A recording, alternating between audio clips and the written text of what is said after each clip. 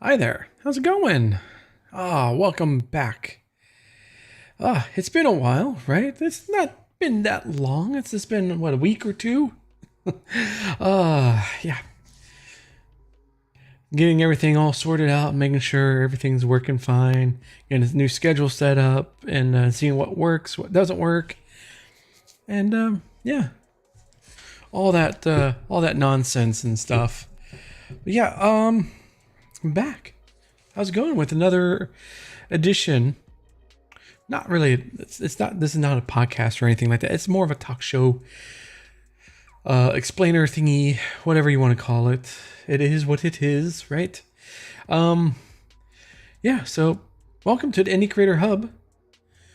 As you can see, I've actually, instead of streaming on the Two Ton Waffle, especially YouTube channel for stuff like this, move it back over to the Indie Creator Hub for the live streams. And of course, as you can tell with the naming of this particular live stream, I'm not really going to do much with it. There's not going to be any thumbnails. It's just, the raw feed of the live stream. So do with it what you will. But what I'm going to do is, when I talk with the major talking point that we're going to be talking about tonight, is going to be extracted from the live stream and be made its own video. That is going to be, 15, 20, 30, 40, an hour, 6 hours, something along those lines. Some kind of video that I'll work my magic with, and then we'll go from there, right? But anyways, if this is your first time here, welcome. If you're watching this on the replay, welcome. Do be sure to hit the thumbs up, be much appreciated, and to watch the video all the way through, because watch time is really, really important, especially on YouTube. Trying to get the algorithm and all sorts of stuff like that. But yeah. So what do we usually do here? Well, I usually talk about alternative platforms, like PeerTube, which, as you can see on the screen there, that's what have our PeerTube instance is at peertube.twotonwaffle.com. Everything's underneath the Two Ton Waffle brand, even though I'm here on the Indie Creator Hub. Yeah, it's a Two Ton Waffle community, and yeah. We do alternative platform discussion, stuff like PeerTube, Matrix. We also talk about indie gaming. That also goes over onto Two Ton Waffle channel, YouTube channel. But everything is coalesced within twotonwaffle.com. That's where our community lives, and it'd be much appreciated if you would join us over there as well. We also stream here on YouTube, over on Twitch, and our own Owncast server. And PeerTube as well. So we're streamed everywhere. Not everywhere, but the important places, pretty much. Not anything against any other places, but after like 3 or 4 having to keep track of chat or anything like that, of like 5, 6 different places have to stream to, and having to figure out where everybody is chatting from, it will get kind of confusing. But that's a good thing, because I use Social Stream, which is a perfect browser extension thingamajig, and it combines a whole bunch of chat messages from different platforms and stuff like that into one convenient place that I can keep track of. So yeah, there's that. Trying to think of what else to do for like housekeeping stuff. I know it's been some ages since last time we talked. How are you doing? Welcome. A couple things might have changed. Changed the overlays a little bit. I do have another camera angle here. I use my phone. That's what I'm using on this, which it looks really nice. It looks very crisp. Wow. Words. I do use also the Elgato Facecam, the original, the OG one. So kind of like changing up the camera points of views and stuff like that. So when I change out to this scene, I'm right here on the Elgato Facecam. Excuse me. So yeah. So what we're going to talk about tonight, we're going to talk about a couple different things. Mostly, we're going to talk about your video hosting options that are not YouTube. Yes, there are other places that you can host your content that is not YouTube. As you can see, this is, we'll get to this later when we go over the discussion, but this is PeerTube. And right now I'm also streaming to it as well. You can do live streaming to your, if you have a PeerTube instance and your server hardware is capable, you can live stream, or if you're on an instance, a provided instance that someone else is hosting, and if they provide live streaming, you can do that as well. Sometimes some people don't have a live streaming option on their PeerTube instance because it does take some bandwidth in order to go through the whole process of live streaming, and having to deal with the server architecture and hardware and shared resources between you and everybody else that is part of that particular instance. So yeah. So we're going to talk about a couple different things. One thing I wanted to mention is, again, like I said at the beginning, is I want to rely more on our forums, our community, at twotonewaffle.com. It's a great place. If you haven't been there before, it's a great place. I have articles and stuff, blog posts. I am working on getting the newsletter back running, but we do have our forums here that you can join up. We also have a Discord and stuff like that. The reason why I bring this up is because with YouTube comments are probably the worst way to actually be involved with people who are watching your videos and leaving a comment. Now, for me personally, what has happened many times is I get a notification for someone has commented on a video. Okay, cool. So I go and check it out. I'll either give it a thumbs up, heart it, or reply to it. Most of the time I do try to reply to your comments. But the thing is what's happening is that YouTube doesn't give me any further notifications that someone has replied to my reply. I don't see that if I go into my the YouTube studio and it has a spot there for the latest comments. That's just comments that are just new comments to a video. There's not a reply to a reply. I don't get that. I don't know if there's some setting I'm missing or anything like that. If there is, please let me know down in the comments down below. But the thing is that there's been times where I have to go in. Let me go ahead. Well, I'm not signed in on this one. Anyways, I would have to go into the YouTube comments, and I have to click off of comments, the filter that says comments I have not responded to yet. So I pretty much have to say, give me all the comments. And that's the only way I can find out if I have missed a comment or a reply to a comment.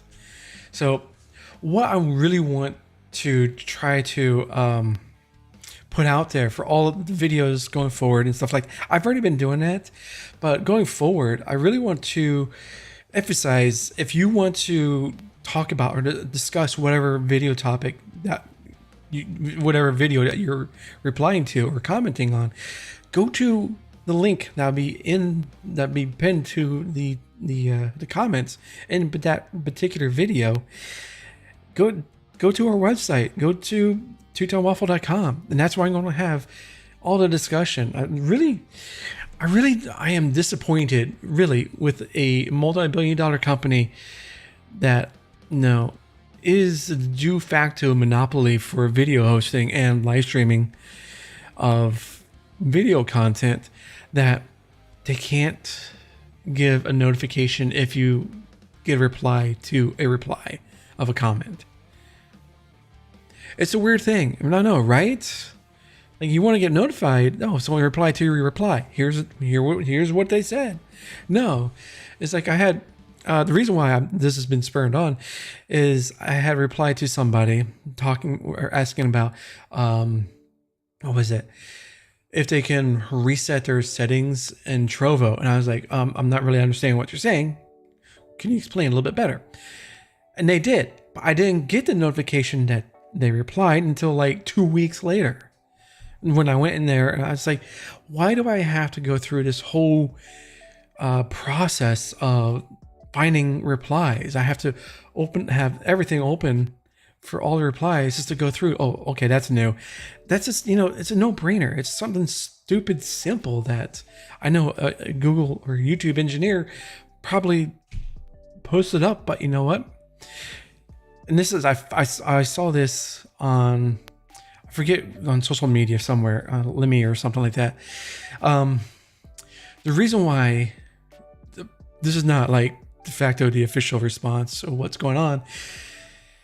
The reason why Google is doing so many new projects and kills off old projects is that people who want to get ahead or get promoted within the company and within Google are not doing like, oh, this is a good idea that make the user workflow or user experience better. And let's say YouTube. Now here's option B for getting this pushed through. They're not doing that. They're doing, oh, would it be great if we make a product X to make whatever problem that we're looking for a solution for, or a solution for looking for a problem. It's those projects that are getting pushed through and then being worked on. Anything like maintaining or improving a user experience, it's not really getting worked on whatsoever. I mean, there's probably a few people who are doing that, but the problem is that it's like bottom of the barrel of, yeah, we'll get that eventually. Yeah, that's not even back burner. That's not even on the stove. It's still in the pantry. It's not even in the pantry. It's still in the store. So that's my take. And when I read that, I'm like, you know what? That makes really good sense. That, to see these projects and to see that they're kind of getting, the maintenance rot of a lot of these products within Google. We see it all the time. That, hey, it would be better if you made just a small change just to do this. But nope, we're not going to do that because that requires actual effort. And we want to create a new project to kill off about a year and a half from now because we got bored with it and no one's using it because we're not promoting it. So that's the thing. That's what I'm thinking is happening on YouTube. And of course, it's a big company. So any kind of changes or anything like that, it's a big ship. It's not going to turn on a dime. So that's my take on what's going on with YouTube. And what I really wanted to push people into going to the threads. Like I have them all here. I started bringing stuff in. So like this is the previous video or one video that I have a link into this video to come to this thread on the forums or in the community. I really don't want to call it a forum. It's more of a community because we're kind of moving past that these are just forums, and that's all there will ever be is just a forum. So I want to keep it more of like this is a community that we're working with. Like I said, I have articles. Wow. Tonight, when you're not streaming for a while, your brain just dies. It's not like riding a bike. You do lose that muscle memory. Anyways, so twotonewaffle.com. You have the front page here, blog posts, coming soon, newsletter returning, our forums, our community section. We also have the live stream. So if you don't want to go to live.twotonewaffle.com, you can come here. Click on the live stream tab. When I'm live, you'll see the live stream here plus chat. And you don't need an account. You can, send a message to chat. Say hi. See? It's easy as that. But if you do want to be part of the community, which would be awesome, create a free account. It's free. And it's for you. But anyways, and your message can show up down below and be pretty awesome, right? Let's actually get into the meat and potatoes of actually what we are talking about tonight. And that, as you can tell by the title, is what was my wow. Yeah, your video hosting options. Right. Wow. We're gonna start that over again because that was horrible. Ooh, that was bad.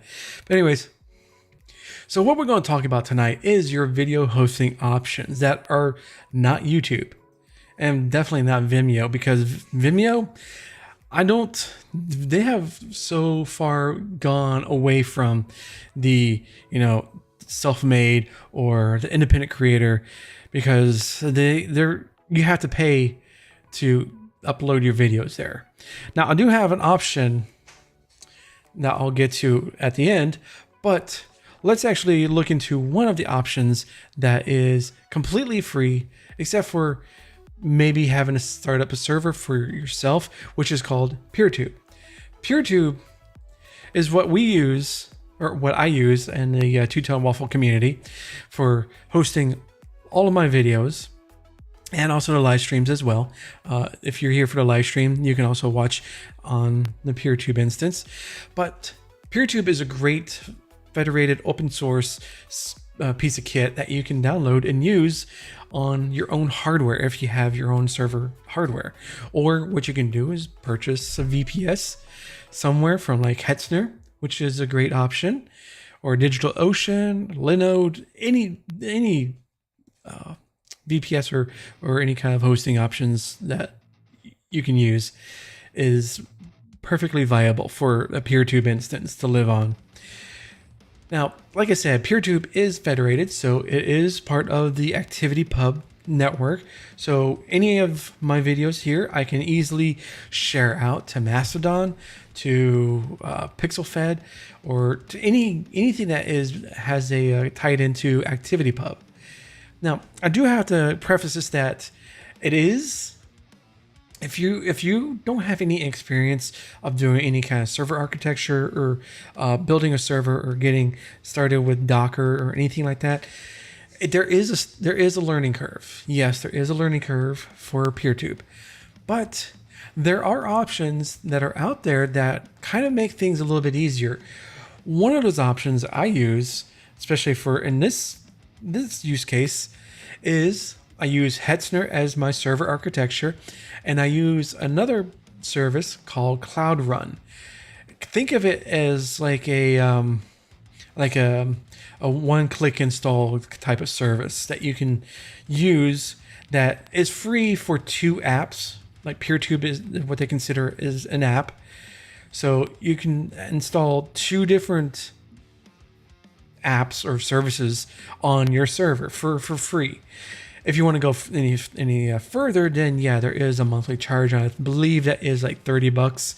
I know it's a little steep, but you're starting to get into more of a admin side of things here, and they do provide a great service that packaging up all of these, like for PeerTube, into a neat package that you can go say, hey, install PeerTube, click here's the domain where I want you to install it, click install and let it do its thing, and it's perfectly done.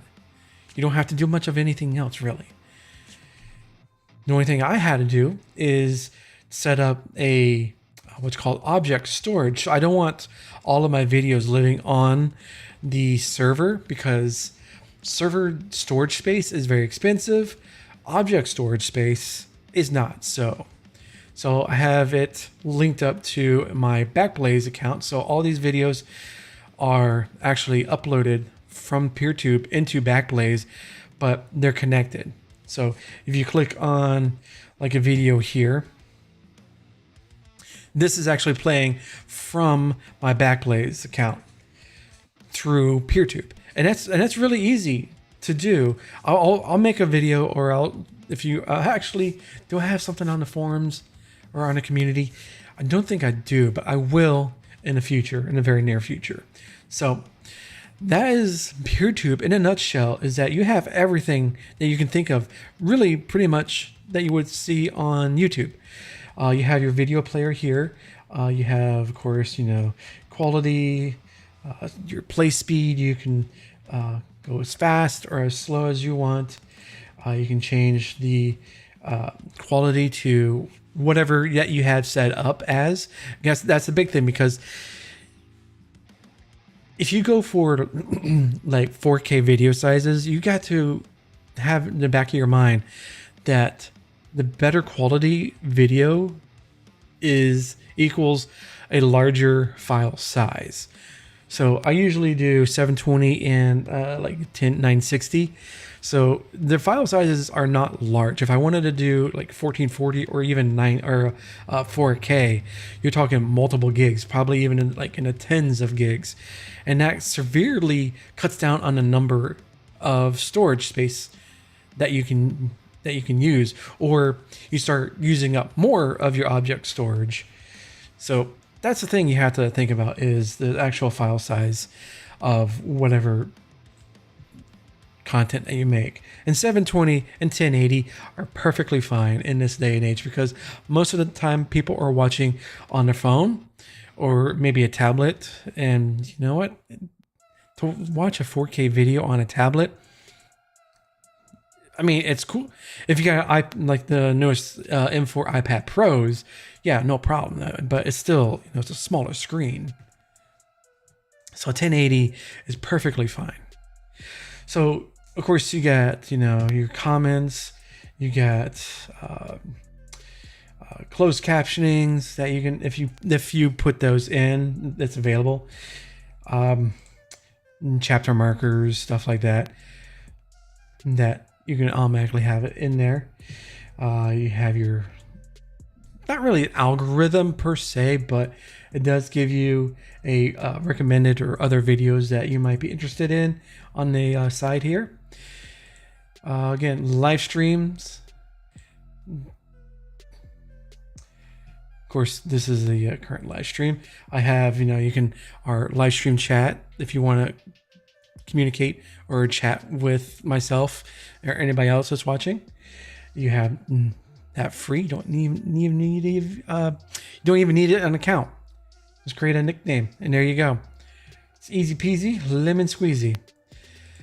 But you got your Discover tab here, so you can discover like the gaming videos, any spotlights that we did, or whatever that you have, whatever instance that you're on. MakerTube is another instance that is mostly deal for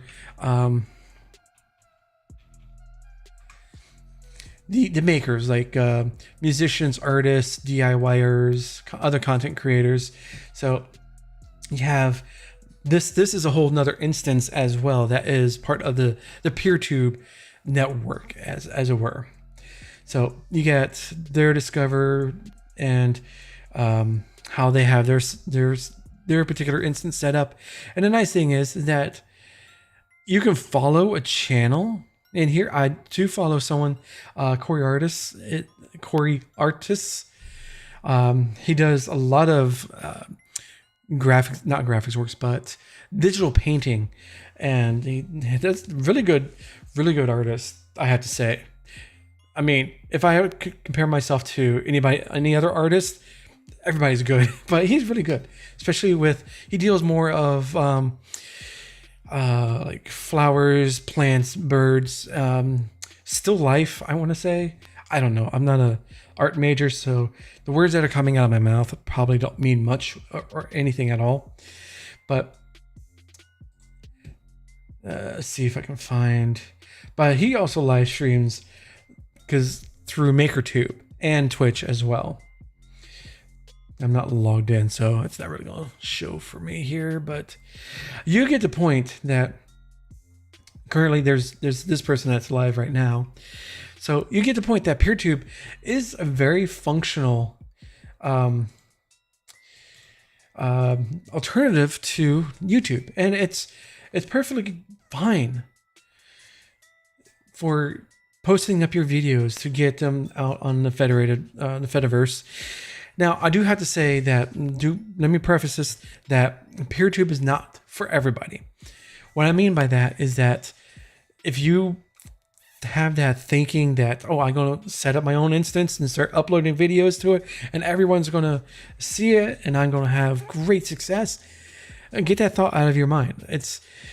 That is the YouTube mentality, the influencer brain rot, as it were, that if your content doesn't get more than 100,000 views, then you're not a creator. You're somebody that has failed, which is completely and utterly stupid and wrong, really. Now, yes, you can get some success. There is another PeerTube instance called Tilvids that is also a PeerTube instance, and they deal with more of the edutainment type of content, like the Linux experiment, Linux podcast, a whole bunch of Linux stuff. Veronica Explains was on there, and she moved to her own instance, but there are some of her old videos are here as well. There's Veronica Explains. So the Linux cast, that's what I was trying to think of, not the Linux podcast, it's the Linux cast. So this is more of the edutainment side of things. And again, you can follow the channels like the Linux Experiment. If you're logged in, you can go ahead and subscribe with your ActivityPub account or Mastodon account, or subscribe via RSS. That's another thing. You don't even need an account. You can just get the RSS feed from any of these instances. They have an instance, or not instance, but a RSS feed. So if you want that, more customizations, QR code, embeds, stuff like that. So if you go to subscribe, right there, subscribe with RSS, which is a great thing. Why is this? Yeah, it's only 720. Oh well. So that's the thing. That's PeerTube. It's a great alternative to YouTube. It is not a competitor to YouTube. That's what I want to get into everybody's brains. It's like, oh, it's PeerTube. It means it's a competitor. No, because it does things differently. It's just an alternative. It's not going to. Nothing is going to compete against YouTube, really. Anything that I'm going to show you here is not a competitor to YouTube on any scale. YouTube has a command of the public zeitgeist. There is so much that YouTube has control over. Their infrastructure, their server infrastructure is, I don't know, there's no words for it compared to PeerTube or any of the other ones I'm going to show you tonight. So don't even think of it as alternative to, or as a competitor to YouTube. Now, with that said, the next one I'm going to show you, they kind of want to be a competitor to YouTube, but there are some caveats to this. This one, we're going to travel over to the land of Rumble. Now, I know. There is, the reputation of Rumble that it's geared more towards the alt-right conspiracy and that side of things. Okay. But it is an alternative to YouTube. I'm not going to get too down in the weeds, but they do offer pretty much like I just showed you with PeerTube. They offer you the YouTube-like experience with the different channels. They even have live streaming stuff now. So you have the, trending news, podcasts, conspiracies is way up there. Got 11,000 people watching those channels in there. So again, this is geared more for the alt-right. This is more of the conspiracy, the how do they refer to themselves? The free speech ableist or whatever it is. So you're not going to see a lot of left-leaning videos, because those will be probably drowned out or bullied out of the area of Rumble. But they want to be part of as a competitor to YouTube, because YouTube does have issues with censorship and suppressing of different things. They wanted to make YouTube is more of an advertiser friendly place to be, while Rumble is like pretty much the Wild West. Really, anything pretty much goes, except for the porn or anything along those lines, which I'm sure there probably is close to it. But anyways, not getting into that. We're not getting into the political side of the different platforms and stuff like that. So Rumble is a great place if you want to look for a non-censored free speech place that you're getting suppressed over on YouTube because of the content that you are producing. Well, you might want to check out Rumble. So, of course, you have your library, you watch history, you have your featured channels here. And bring it out a little bit more. So you got your Newsmax, Geeks and Gamers, the people who are more of the I don't want to have my content suppressed and destroyed on the Google stuff.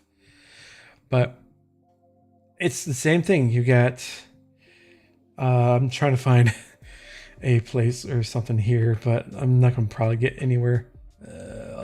This is live. Oop. Anyways, we'll close chat because I have no idea on that either. But again, you have the basics of a video hosting platform. You have your up votes, down votes, your sharing, comments, embed, your video description, and all that sort of stuff. So that is Rumble. Now, we're going to take a look at another one that is like a competitor, but not really. This one is called Odysee. Odysee is not as far-reaching as Rumble is. There is still that, hey, this is a place that if you want to bring your content without fear of retribution, censorship, or anything like that from YouTube, it's a great place for that. I mean, you have Louis Rossmann. He does have a channel on Odysee.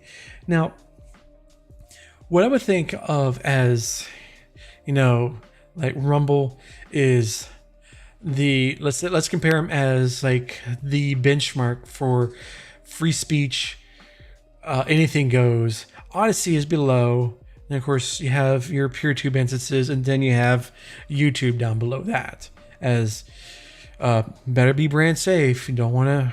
Ooh. Now, I'm not saying that YouTube is bad or anything. It is bad in a lot of aspects, but Odysee does provide you that capability here as well.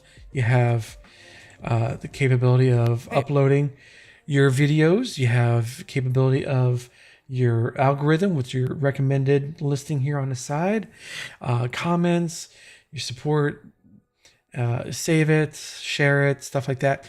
The difference is with Odysee is if you want to get monetized, they're more of into the the crypto. You get what is it that they call this? I forget exactly what their not Bitcoin or anything like that.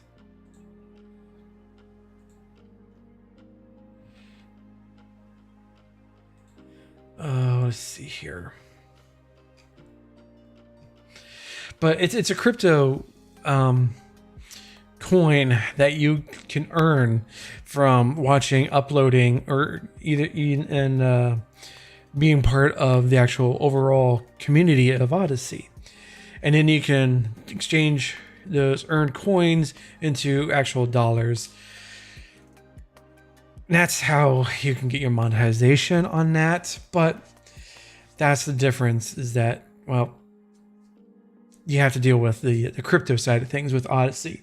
And if you don't care about monetization and you actually have your community going towards something else for monetization, perfectly fine.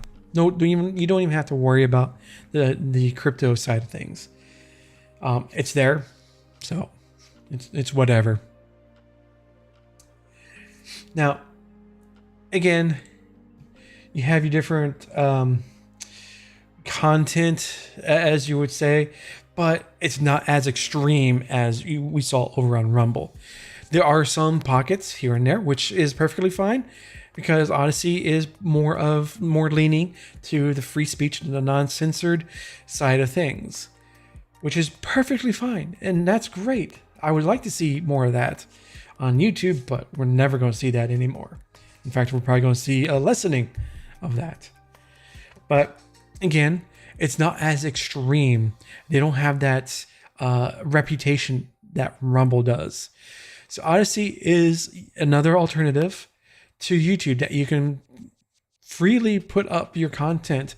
And I even, for Indie Creator Hub, have been placing some content here as well.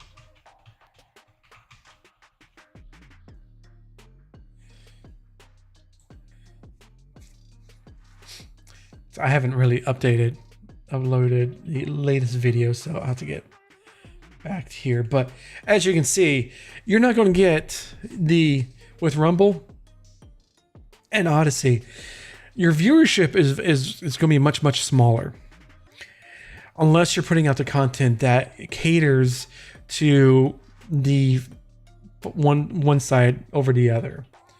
So you have to have that mindset that you're not going to get the viewership. You maybe get a couple of the people that, catch your content and say, oh, okay, I'll watch that. It seems interesting. It's not what I usually watch, but what the hell? So that's Odyssey. Odyssey is very capable, and you don't have to worry about with Odyssey and Rumble. You don't have to worry about setting up server hardware or getting a VPS set up or anything like that, because it's already done. All you're doing is creating a free account on someone else's computer and uploading your content. So that's all you have to worry about. Now, these three places are a great place to start. Now, what if you don't want to start up a website or anything like that? You just want to find a place to host a video. Well, there is many options out there. One of them is like, like I said, Vimeo. But let's go straight into, because I'm getting like a brain fart. What I'm trying to think of is it's there, but it's not there. The next one, actually, the bonus place I want to talk about is BunnyStream. Bunny.net is a great place. It's where you can host and store your videos for a very low price. What this means is that, think of it as a YouTube, but it's more of a private space that you can host your videos, and then you can share the link out onto social media. Or if you're creating courses for teaching subjects on whatever you want to do, and you want to find a place to store the videos that you create, but you don't want them to be on YouTube, because the problem with posting your stuff on YouTube is that, especially for like the courses and masterclass type of area, is that when you share a video to somebody or to your class, they're probably more than likely going to get hit with advertising. And this is a great way to portray a more professional aspect of what you are trying to put out there or trying to sell to for people who are interested in the content that you're trying to sell. So you can set this up. As you can see here, you get like a free 14-day trial. They have its own player that you can utilize that is completely customizable. You can make them as professional as you want. You can customize your controls. Like it says, add or remove player controls to make a perfect fit for your user's experience. So as you can see here, there is like you have video chapters. You can add captions and subtitles. You can do video speed, highlight moments, jump back and forward, and you also have a retention graph. So you can see these analytics on the back end. You can also protect your videos. You can make it where they have to enter a password, or keep it from, not algorithm, but the browser robots from ever picking up your video, because what you're teaching is something that you want the people that are interested in your coursework to pay for it, and don't want it to be leaked out somewhere else. So no one can download your work or steal it from like one of those YouTube downloaders. Let's see. We also got media cage. That's what with the protection, so it can't be downloaded. And multi-DRM, so taking complete control of your content distribution with an enterprise-grade multi-DRM solution designed to secure media on major web, iOS, and Android devices. So that's pretty cool. And you also have a transcribe AI, so you can have the AI transcribe your videos, which for myself, for all this content that I will be posting out from this live stream, I run it through Descript, which automatically does transcribing, does subtitles. I can do all sorts of different things to it, so I don't really need the extra AI that you find at other places like Bunny. But it's there if you don't have those resources currently, or you want to try and make it simple, but yeah, whatever. So these are just the small number of places that are available to you as alternatives to a platform like YouTube. So you got from create your own instance with PeerTube, to if you are creating content that is alt-right conspiracy and completely looking for non-censorship, that is Rumble. A little bit, let's say Rumble Lite. There's Odyssey, that is also free censorship that you don't have to worry about as much from YouTube. Or if you don't want to go full one side over the other, as Rumble, you have with Odyssey. Or if you want to create coursework and masterclass stuff that you want to sell to your potential students or clients, look into bunny.net as a video hosting platform. Now, if you find that there is any other places that I might have missed or I don't know about, definitely let me know in the comments in our community at twotownwaffle.com. I'll have the link in the description, or actually as a pinned comment on the YouTube video. But I definitely want to hear about your experience if you have any experience with the following platforms that we talked about tonight. And with that, have a good night, and I'll see you later, taters.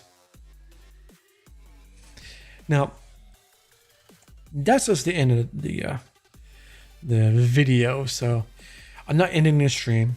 Don't worry. We're not going anywhere just yet. I'm going to get a drink of water, and then we'll continue on.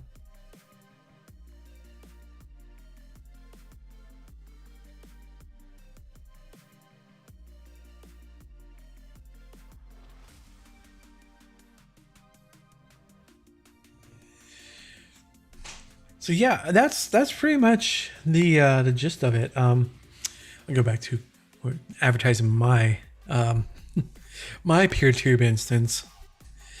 So yeah, that's the video hosting side of things, and I know there's a lot of others out there, but I kind of want to keep it just the like the three or four that I know about that are no more popular, except for Bunny. Bunny has hopped into the limelight in the past a couple years, so they're relatively new, but they've been doing a lot of good stuff.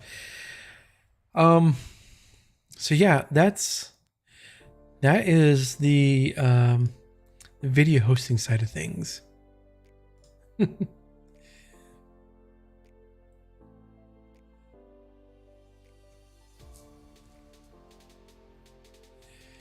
Now, when I mentioned like not YouTube, but PeerTube, I did start over on Tilvids. I do have an account there. I was posting up some of my videos starting out there until I decided, okay, I'll go ahead and start up my own instance. Like after a year of not doing much over on the Tilvid side of things. Was it a bad thing? No. It's just I wanted to have more control over my video hosting experience. So that's why I have my own PeerTube instance.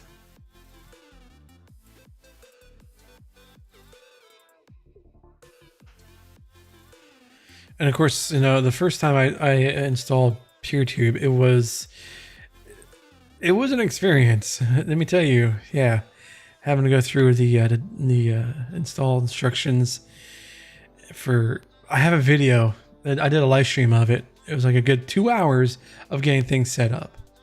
Failing twice, I want to say. By the third time, I actually got an instance. That instance is no longer around because I got rid of it.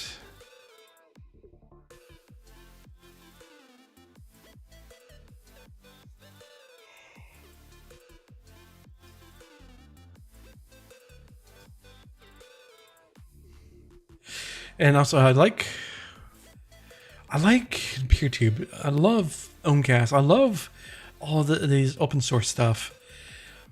Again, I do stream to Twitch and to YouTube, but it's mostly to get the message out to the people who might not have heard or have understand what I'm not what I'm preaching, but what I'm explaining is, or showing them, is that there are alternatives, because a great majority of the people are not going to know exactly or know Owncast or PeerTube.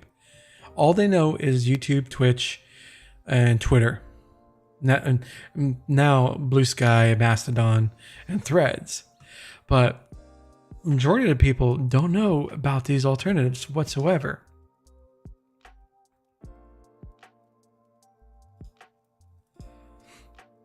So I'm not like preaching to the choir by just streaming and doing this stuff to like the people who understand, know, and deal with PeerTube and open source alternatives.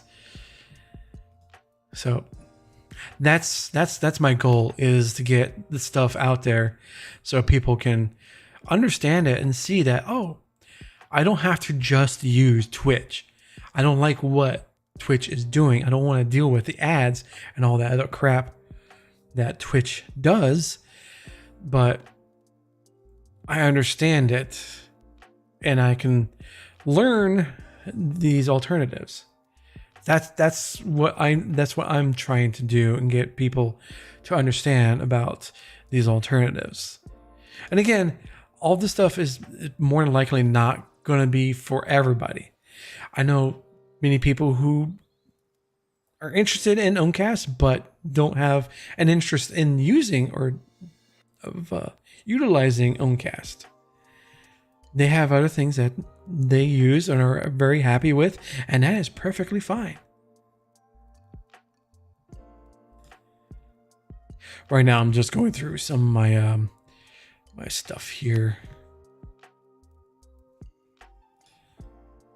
Cool. Like right now, if you're watching on Twitch, you're not seeing this because, and you're not subbed, is because ads are playing. That's the experience you get.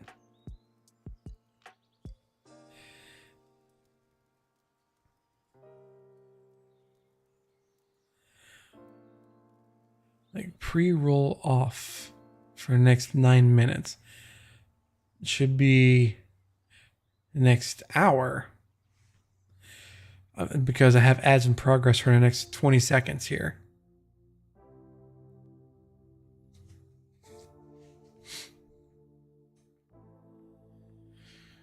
I'm going to make sure that number doesn't... let's see what that number is for the next 8.5 minutes. Hopefully it doesn't, you know...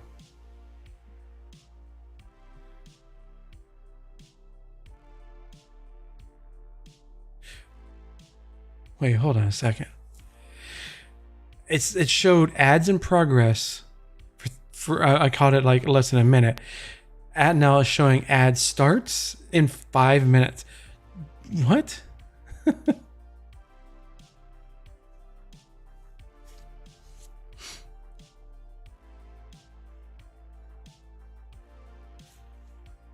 I don't understand.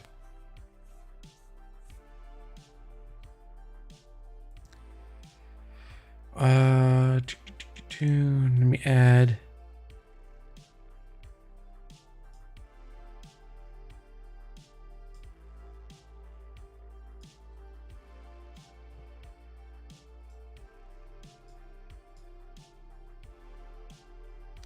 Oh,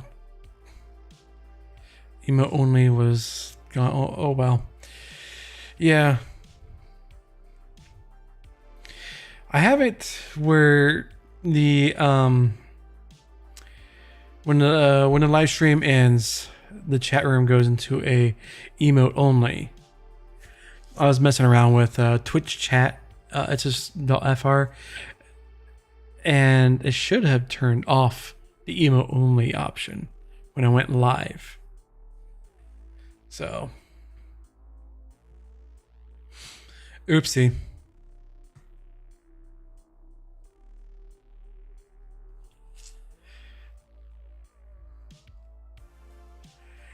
Yeah, if you guys got any questions, comments, or anything like that, then you want to ask, don't be shy. I don't bite much. No, not at all. Yeah, I just like to get more people into the TwoToneWaffle.com community. Because, like I said, I want to get a growing community started. I don't want to rely on YouTube comments and all that sort of stuff, that junk I don't want to deal with.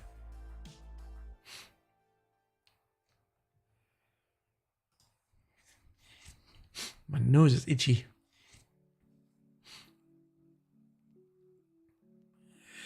So yeah, I'm probably gonna start wrapping up here if we don't have any anybody in chat want to talk about anything. Hey, what's going on there, Brave? How's it going over on Ohmcast?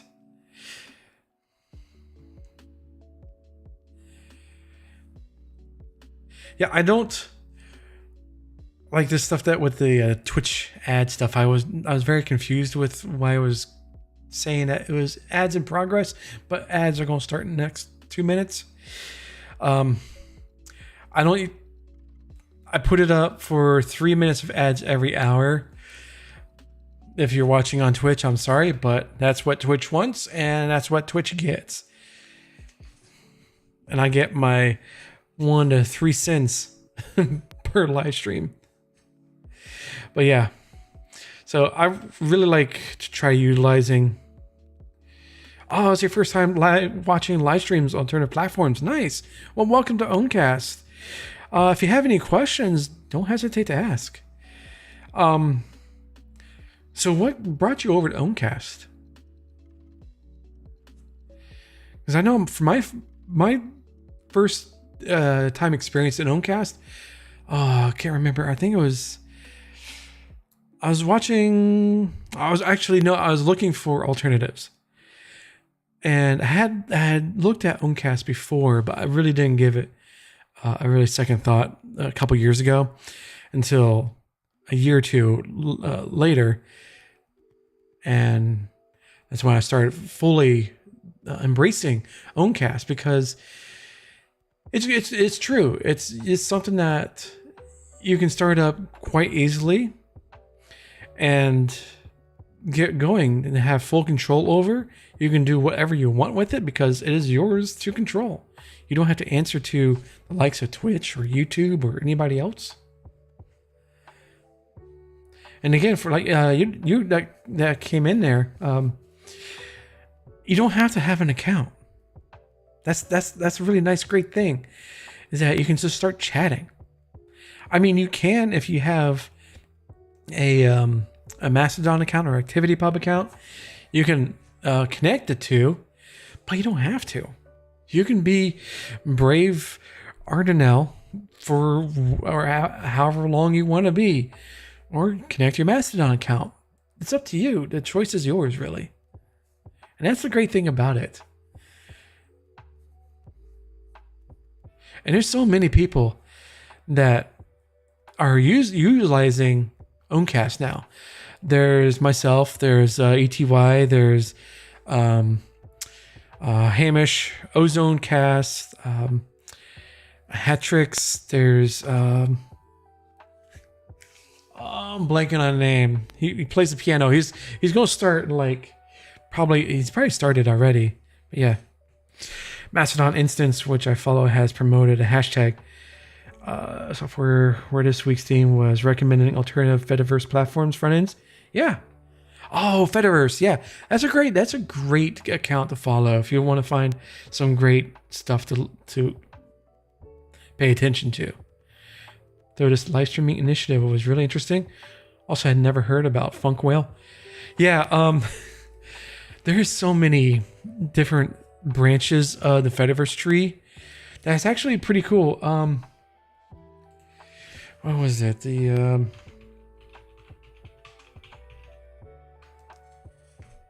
many branches of the Fediverse.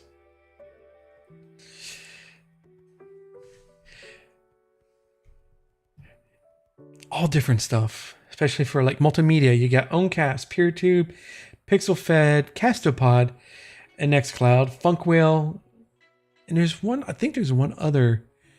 I can't remember the name of it for music and stuff like that. Networking is massive. Writing, you got Write Freely. WordPress has a plugin. Plume. Of course, the Fediverse as a whole. So yeah, I'm using Owncast, PeerTube. I have my podcast, which I'm actually planning on bringing back. The Independent Creator Podcast is hosted through Castopod right now. There's also another podcast I'm a co-host on that is all pretty much. I use Castopod for podcasting stuff right now. So yeah, and also have a PixelFed account that I like to post my pictures to. Mostly knew about Mastodon, Lemmy, PixelFed, and PeerTube so far. Nice. Yeah, I'm trying to transition myself more in using Lemmy. I do have an account there. Reddit still brings me in because I still have to be not associated, but connected to some of these centralized platforms, so I can still report on what's going on out there. I've already heard about some of the other networking services. Yeah. Like Kbin is the same thing as Lemmy, pretty much. I spend most of my time on Mastodon. I don't really go to like Ploroma. I butchered that name. Or Miski, GNU Social, Friendica. I think they're not as. I don't want to call it popular, but it's not as well known as Mastodon is.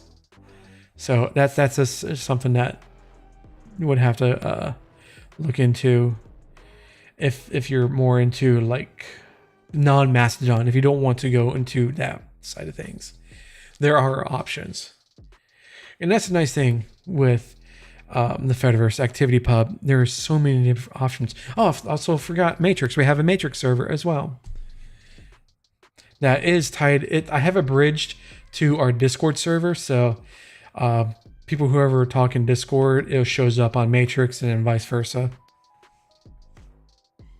And I use that. The Discord bridge is through. It's a web-based one. Excuse me.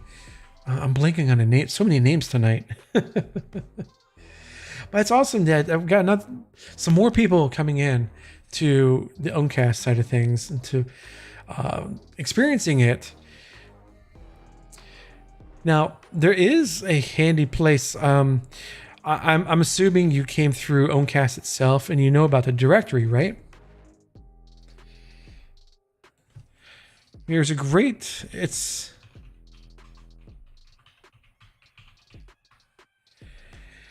not hosted by Oancast, but it's somebody who had created the directory, and it helps out so much too. So these are all the live streams that are using Oancast and that have opted into being shown in the directory. Yeah, I went to the website and found the directory from there. Nice. Yeah, it's a great place. It's a great resource. So like, as you can see, yeah, there's this guy. I know him. Right above my head here. Yeah, Kyle Brownston.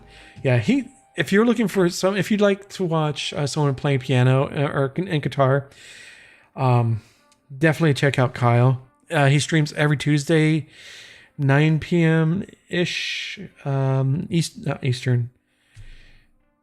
Mountain time, I believe. Yeah, he's over on the other. I'm East Coast. He's on the West Coast. But yeah, there is so much here that a lot of it is also the 24-hour music stations, or where is that? The Retro Strange TV.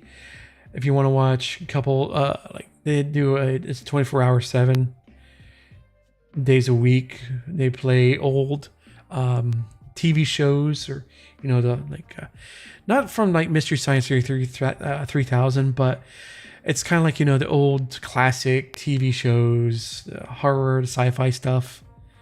Definitely check them out there too.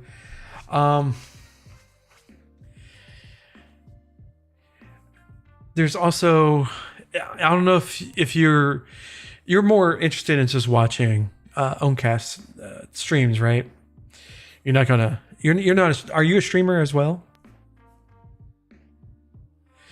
Because if you are, there is a the Rocket Chat for Oancast. It's a community. Gabe, who had created Oancast, started everything as. We'll blame Gabe for our Oancast addiction, and that's perfectly fine. He has he started up a Rocket Chat for community and stuff like that. Yeah, it suffers from the lack of content users, just the same as other decentralized platforms, but it's so cool to at least have it. Yeah, well, that's the thing, is that there isn't really any decent there's Oancast, and there is also was it Antstream, but that's more of a commercialized. It's very similar to Oancast, but it's more of a commercial option that you can host yourself. But there is really no like discovery option. It's not tied into the Fediverse or anything like that. You're not a streamer, but set up simple streams in the past just to watch some garbage gameplay. Better than my gameplay. No, that's cool. No. That's the thing. It's like, yeah, having the content available is one thing, but there's also the need for viewers to watch said content. And the thing is with Owncast is you don't have to rely on a centralized discovery feed. This directory is not that. It's just to show you, oh hey, here's something that is possible or available for you if you want to actually watch something. But you're not being recommended, oh, you should watch the Kyle's piano stream if you like music. Or if you like music, you can watch this one here too. It's just, if you are part of the Fediverse and Mastodon and stuff like that, you'll start eventually seeing a little bit more and more of these creators that are promoting their streams out there onto the Fediverse. And to tell you the truth, there is the discovery or the directory is just a small sample, because a lot of the times people who use Owncast are not, as what I would call, like, creators. Stuck to Twitch because of those problems. Yeah, that's the thing, is Twitch is a major player. But a lot of people who use Owncast are like churches, church groups, private businesses that want to create a live streaming service for doing conferences or meetings or anything like that. So they use Owncast for that, and they're not going to be publicly viewable. With Twitch, that's the thing with Twitch, is for a decade, really, is that a live streaming service is something that you would think of as like Twitch. Now, that's not to say that when you try to explain, like, to your grandmother or other family members who have no clue exactly, like, Twitch, what the hell's Twitch? What, you got a medical condition or something? They don't really understand why people who want to watch people play games or walk down the street or talk to other people or watch podcasts, video, and stuff like that. It's just something that the great majority of the people don't have that mindset that, oh, this is something that is actually pretty cool. No, they don't understand that. They understand watching YouTube videos, something that is produced and uploaded. And when they think of something live, they think, like, maybe watching the news or some big event that is being live streamed, like the Grammys, something along those lines. Not some regular Joe Schmo like myself live streaming, talking about alternative platforms or anything like that. So a great majority of the people have no idea about any of this at all. And yourself and many other people, the small minority of the people that actively look for this stuff or know about live streaming, it's a great thing to say, oh, Owncast is actually pretty cool. Let's look at a couple different things. And I would suggest, you said you're on Mastodon, is follow the hashtag Owncast. Have like if you use the Mastodon website, you can go to the advanced, and so you can have like a TweetDeck experience where you have multiple columns set ready to go, different, so you can follow different hashtags, so you can keep up to date for whatever you want to follow that you're interested in. Because that's what I do exactly. Because I got too many things. I scroll forever, left and right. So it's like Owncast. There's the Fediverse, and again, like you said, mentioned earlier about the Fediverse Mastodon account. That's a great, for anyone else who's watching or watching after the fact. Follow the Fediverse account over on Mastodon. They provide so many good posts every day, multiple days or multiple times a day, because they do like it's not like the old days, like a tweet storm, but multiple posts of a particular topic. Like tonight or today is just followed it and saw the announcement for Calstream. Yeah, exactly. And that's a great way to, if you're not following the Owncast channels, that's a great way to actually look to find other channels that you might be interested in, and within that particular hashtag. So yeah, the Fediverse, they post so much different things that are ActivityPub adjacent. Like for today, they had the what was it? What did you mention? Yeah, networking services. So they did like Owncast, PeerTube, PixelFed, and then they had a post for the hosting of these said projects. I use Masterhost for my own Mastodon instance. I utilize. FediHost was another one that they linked to. So yeah, they do so much good work. So if you're interested in ActivityPub or any kind of like Fediverse adjacent stuff, definitely, and you're on Mastodon, definitely check out that account and to get inundated with some great content. Really, they don't fill up your box or your account timeline. They're very cognizant. I know I butchered that. I butcher words a lot. I'm sorry. But they're aware of not filling your timeline with spam. So they won't do that. They'll do like 5 to 7 posts in a day, and that's it until next day.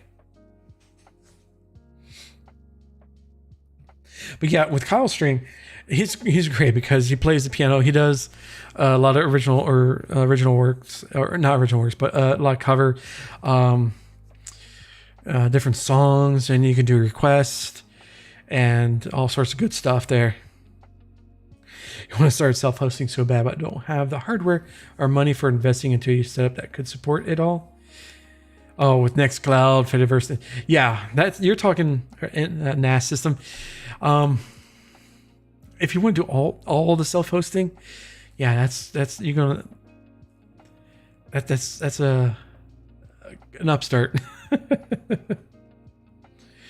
I could try with a Raspberry Pi for 8 gig, but I have laying around, but I don't know if that would be a good idea. Actually, someone did set up a Owncast server on a Raspberry Pi. Hey, thanks for the like and sharing, Angelos. But yeah, they set up an Owncast server on a Raspberry Pi, and I forgot where exactly, but it works. Owncast pretty much runs on any kind of hardware.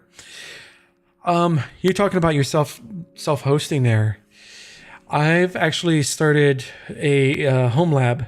I had an old computer that I bought a new motherboard because the other one was kind of crapping out on me.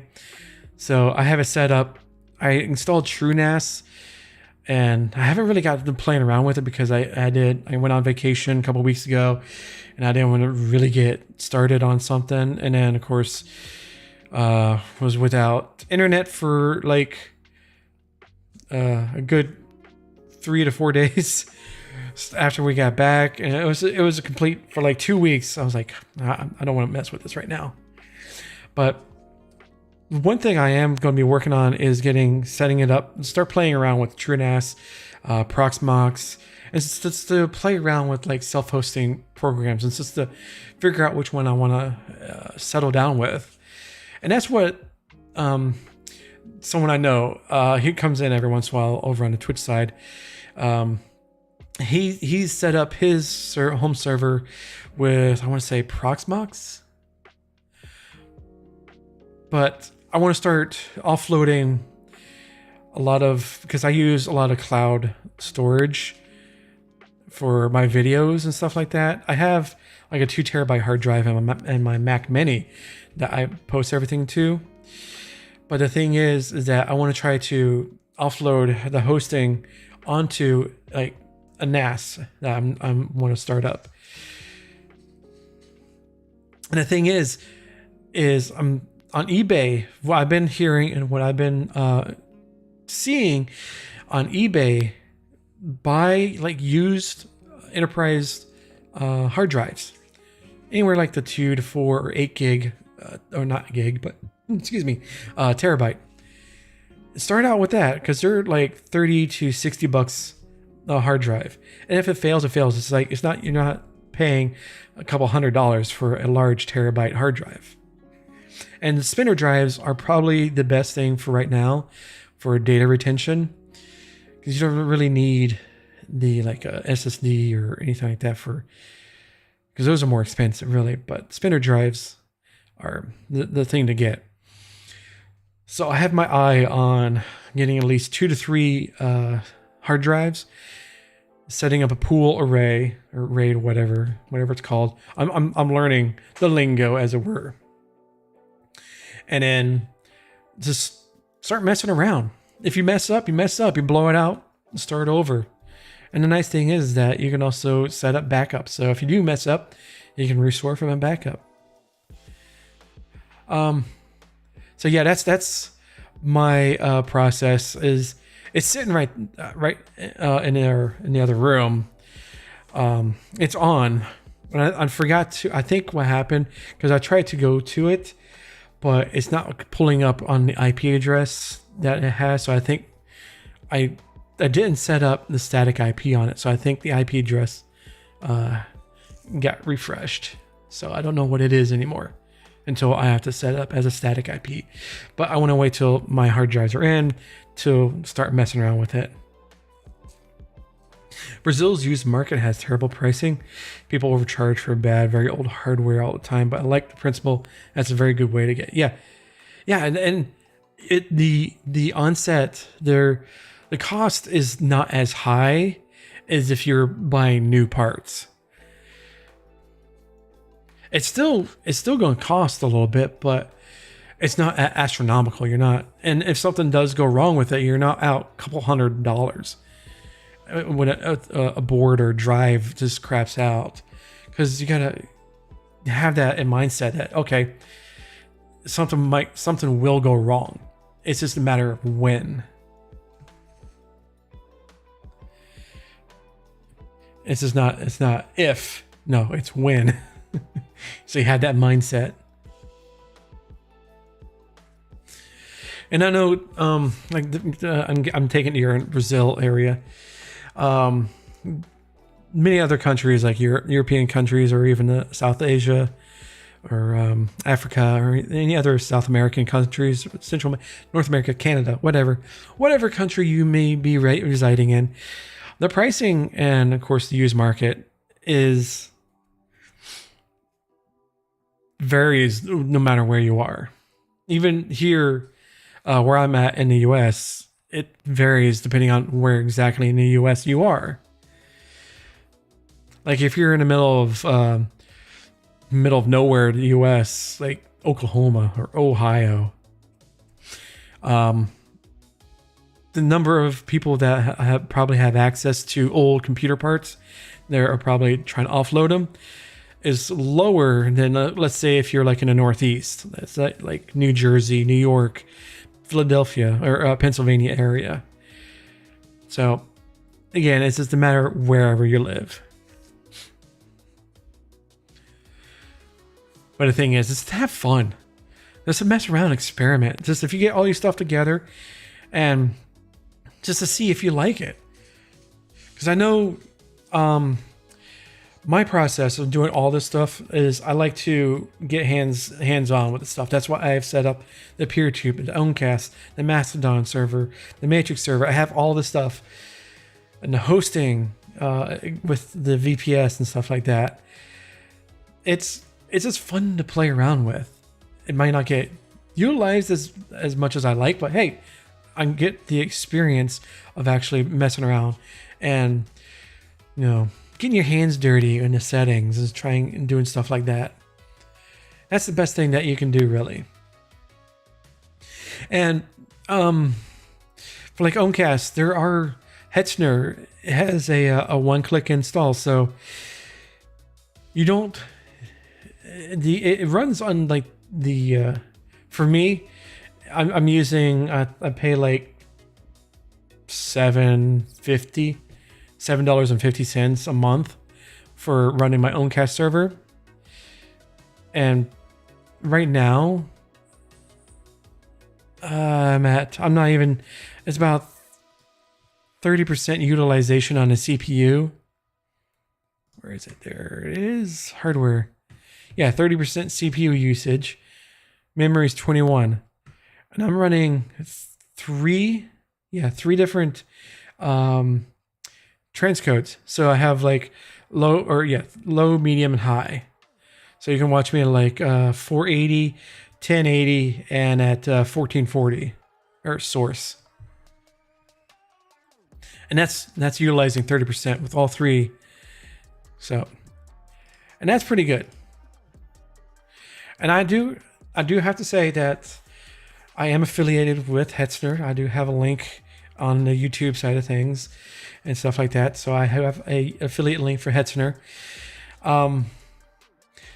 Hetzner has the better hardware utilization. Testing, minimize latency too. Yeah.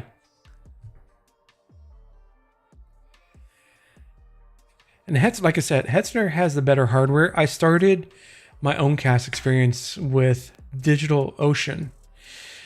Their hardware was okay, but I could not get anything below 90% with a 720. I tried everything. I did source. I did like 720 at 30 low bit rate, and it was kind of. It was always pegging at like 90 to almost 100%.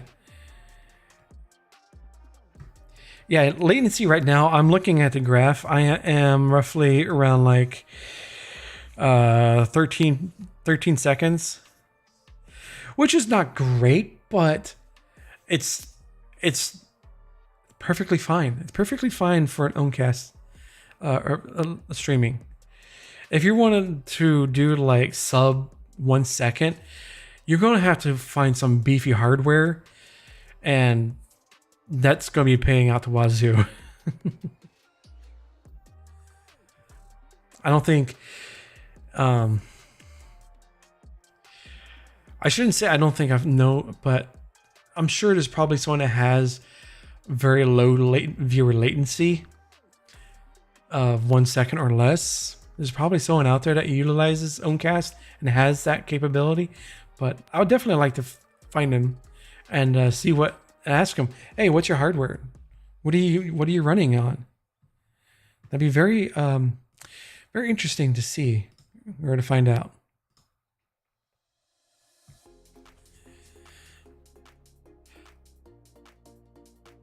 Yeah, because I'm like my source is a 1440 stream at 30 FPS,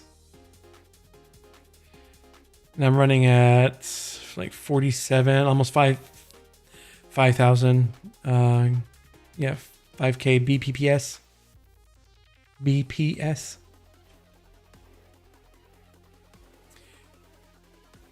And it's not really, chugging along. It's providing you guys, I'm assuming, I'm hoping, a really good experience. So yeah, that's what it's showing me is playback health is 100% healthy stream. Yes.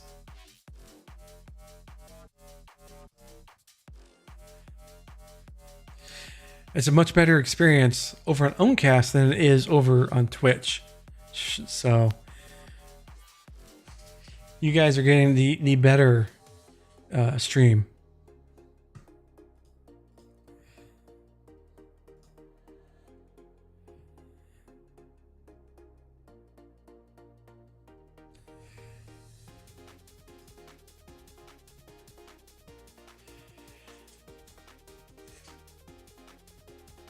Let me get a drink of water.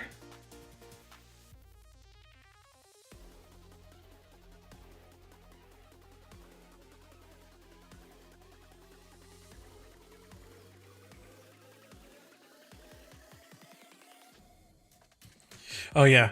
That's the thing. Like I said, I mentioned earlier in the stream is in Twitch. I still stream to Twitch and YouTube. It's just, to get more eyes on these particular platforms, and just to, um, no, again, get more eyes on them. Aware of big streamers that make use of Owncasts. I'd be interested to see on how it scales. I don't know of any large streamers that do. I think,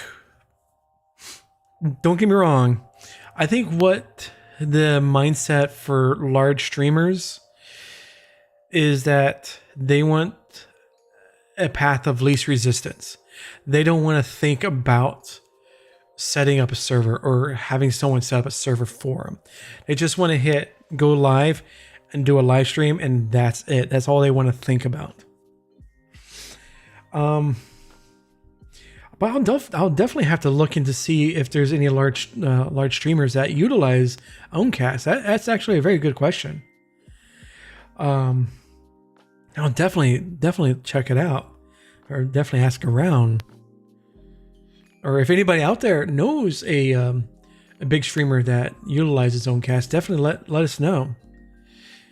Either in the chat or on teutonwaffle.com in our community. It says, oh yeah, so and so uses Owncast, and they average about 100 to 200 viewers a stream. Yeah, owning a tool which you depend upon to go live is a pretty big deal. Yeah. But that's the thing, is just that for the past decade, everyone, I shouldn't say everyone, a majority of content creators, live streamers, utilize Twitch. And that's all they know. That's all they ever known. And to try to think, actually, let me put this out there. When Mixer came about, a lot of people were making fun of Mixer. Like, what is this? Who wants to go to no one was going to go Mixer. Mixer's stupid kind of mentality. And they're kind of like platform specific. They don't really care about what the streamer that they're watching. All they care about is that if that streamer is streaming to Twitch. If that streamer went off to Mixer or YouTube or some other place, they did not go with them. Majority of, let's say, for Ninja, when Ninja was brought over to Mixer, because of course, big millions of dollars. Why wouldn't you? That'd be a smart business decision if you did. A great majority of his audience did not follow him over to Mixer. They remained on Twitch, and they said, I don't want to watch Ninja anymore. Let's see who else is playing Fortnite and stuff like that. So that's the thing, is that the viewers are tied into the actual platform. They can care less of who or what they're watching, as long as it gives them, the jolly good feelings or whatever that they're looking for. That is something that is probably, I would hope, would change in the past couple years, but it's still a great majority of people are just tied into Twitch, and they don't want to go anywhere else. And that is not just viewers, but it's also content creators as well. They see Twitch as the end all be all. They don't even want to look at YouTube, for like these big creators that look at YouTube and it's like, oh, YouTube live stream sucks. Their chat sucks. Twitch is the better platform. It's like, I have to give you between the chat experience between the two, between YouTube and Twitch, is that yes, the experience, I'm using air quotes, on Twitch is slightly better than it is on YouTube, but the YouTube video viewing experience is so much better than it is over on Twitch. Not only do you get, especially for live streams, if you're watching this on live right now on YouTube and you missed the beginning part of the show, you can easily go to the beginning of the show, watch at 2x speed to get caught up to the end, or where I am now. You can't do that on Twitch. It is kind of frustrating. It really is. Hey, St. Clinton. Yeah, one of the things that I like about Beam, yeah, Beam, excuse me, oof. I'm going to be looking into Beam a little bit more in the next couple of weeks, making some content videos on that as well. But it is the ability to multi-stream to Twitch, and a chat from Twitch shows up on Beam also, with the stuff from Beam streams showing up on Twitch. That's actually pretty cool. So yeah, St. Clinton,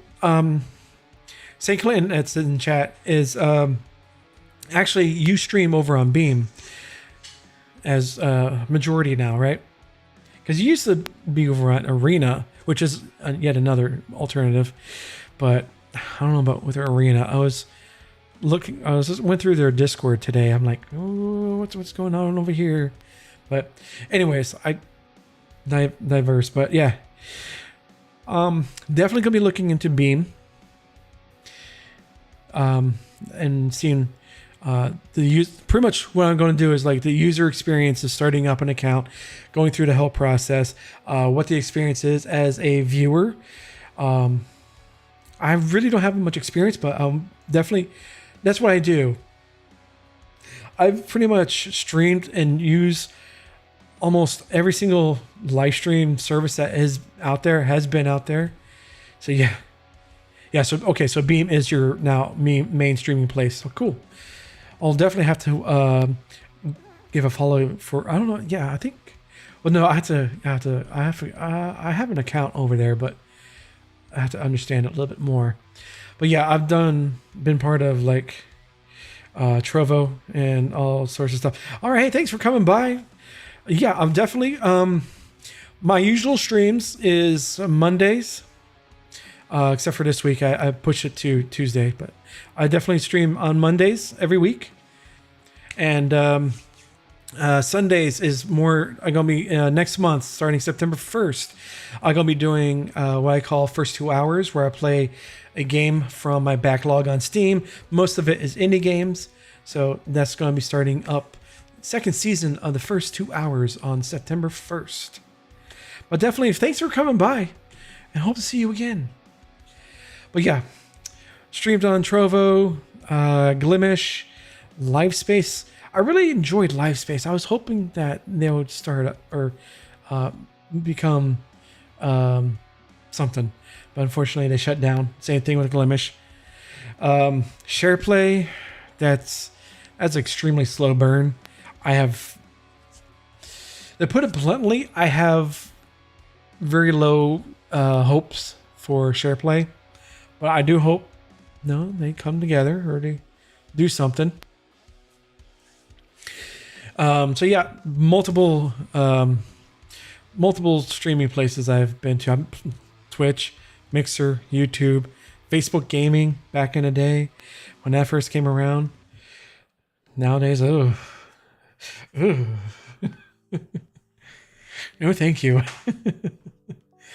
But yeah, I've been setting up my schedule for I have the next 4 streams, 4 weeks set up. So, and of course, extracting the video of the main talking points from each live stream to make as a video. Yeah, St. Clinton, you're right. They're both Arena and SharePlay seem to be dying. The SharePlay Discord is it's depressing to go into lately. To speak bluntly, I mean, that's what I do. I'm very transparent. I'm not going to hold back. I'm not going to say, oh yeah, SharePlay is the best humdinger place to be and you should be there right now. No, it's really not at the moment. There's no viewership. There is nothing. SharePlay.tv.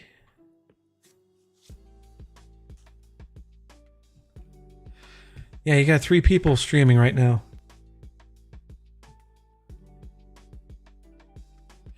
And I know Dual Gecko, they're very hardcore with streaming to SharePlay, which is a great thing to see that some streamers are dedicated to a platform. But I hope you're streaming to other places as well. So I would hate to see something happen if you are not, and all your work is pretty much destroyed. It is for naught. Because I saw we saw. Sorry, my nose is itchy. Stupid cat fur. That happened with Mixer when Mixer first went under, and then of course the problem with Trovo. And we saw it happen again with Glimish, and then again with Livespace. I think the problem is that people are tired of trying out new live streaming platforms. Waiting for that indie creator two-tone wolf guy to get one going, so I'm sure that he'll put Twitch. Yeah, me too. Oh no, I'm all for trying out these new services, but creating a service, no, thank you. I don't want that hassle. And if I had the billions of dollars, I would not want to deal with the stress of creating a live streaming platform. No, thank you. I'll let that for, the tech bros over in Silicon Valley. Let them have their fun and waste their money. Oh, and Moonbeam as well. That's another one. That's another one that's just starting up. That's another one I'm gonna I do have a live stream in 2 weeks, I want to say, where I'll be looking into Moonbeam. But show you a little behind the scenes here with my content. You won't want to deal with someone like me. Now I'll pass you off to like a subordinate and be like, you deal with him. But yeah, I've been busy for the past like week and a half getting some content going, because I'm also doing Blogust 2024 right now, where what Blogust is you create or you write a blog post every day for the month of August. So I have a large portion of just this week I have set up ready. And of course I'm cheating. Not really cheating. The videos, like for what I talk about going through like the video hosting alternatives that I talked about earlier in the live stream. That video, I'll be making a blog post out of that, and that'll be posting up on next Wednesday. And of course, I have the same thing for like my old episodes from the season 1 of First 2 Hours is as well. So all I gotta do is fill in 5 days. So I got 2 days covered already out of the whole week. And of course, I have, the live streams and of course the videos associated with them. So I got a busy next month actually. And of course, September 1st, I already have these scheduled for the First 2 Hours for the first couple weeks for that one. So my mindset is to go through at least a month ahead and getting stuff set up and scheduled. Except for this week, I was kind of being lazy. I'll be honest, I'm lazy. So I didn't really get any kind of like the live stream thumbnail. I didn't post any social media artwork to get the promotion, but for next week's, I'll definitely be doing that this week. I'll be working on it because I do gotta make the thumbnail for the video for next Monday. So yeah, that's what I'm doing. Is, actually buckling down and kicking my butt into gear and actually stop being lazy and getting content scheduled out. Because I've done that before, where I do 1 or 2 streams, and then I stopped doing it. So I did 4 weeks getting it set up. I gotta get the artwork done and then have it all ready to go. So I don't have to do, I'll spend like 1 day on a weekend just scheduling and doing artwork and getting it all done. Maybe 1 or 2 days and maybe a weekend, or one day on a weekend, 1 day in a week, whatever, and getting it done for 4 weeks of stuff done in 1 or 2 days. So I don't have to worry about it for the rest of the month. All I have to do is just, schedule the stuff. But yeah. So that, in a nutshell, is this live stream. Excuse me. So hopefully you guys had fun. You learned some stuff. I will be extracting the video from this live stream for the what the hell were we talking about today? Jeez, my brain is I'm so frazzled from work today. Yeah, alternative video hosting platforms. That's going to be, the video is going to go up tomorrow on the PeerTube, and then the YouTube will be posted on Monday, next Monday. So the PeerTube, the Fediverse will get a week exclusive of the video, get a week early. So if you want to watch it a week early, follow me on Mastodon or my PeerTube instance, and you'll see it there. If not, you can catch it on YouTube next Monday. So I got to upload this video. I got to do edits and everything tomorrow morning. So that's why I wanted to do the day buffer between the live stream and it going on PeerTube. If you're not already part of our community, go to teutonwaffle.com. Sign up. It's completely free. And like I mentioned earlier, I want to start directing the YouTube comments or people who watch on YouTube to click on the link into the video link into our community. Because I don't like relying on YouTube comments because it's very unreliable. I don't get notifications, and it's not a good user experience from both the creator side and the viewer side. And I feel bad. I feel like crap that a person that had replied to my reply, I didn't see it until like almost 2 weeks later. I'm like, thanks YouTube for letting me know that there was a reply. But again, I did a little rant at the beginning, and I'll make that a video as well.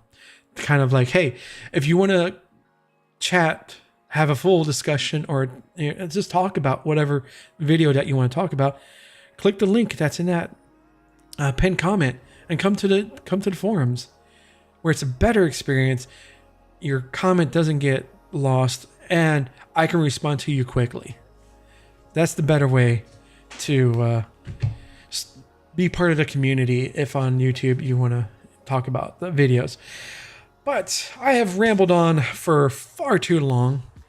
I hope you guys have a great day or great night, evening, afternoon, morning, whatever, the appropriate time of day that you may be in. So yeah, this video will be up tomorrow, sometime tomorrow morning on PeerTube, and I'll be posting up the schedule and getting everything set up as events in Discord and on the forums this week as well, so you can stay up to date on what's going to be coming up soon for the Two-Tone Waffle community and here at the Indie Creator Hub. Anyways, I'd like to see you guys later, and have a good night. Later, taters.